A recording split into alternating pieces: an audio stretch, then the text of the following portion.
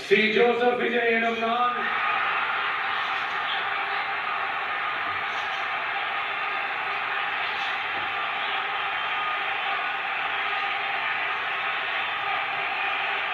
சட்டப்படி அமைக்கப்பட்ட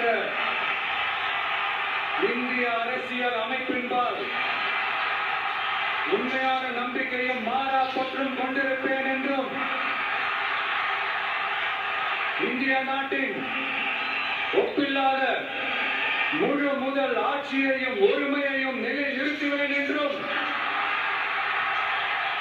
தமிழ்நாட்டு அரசின் முதலமைச்சராக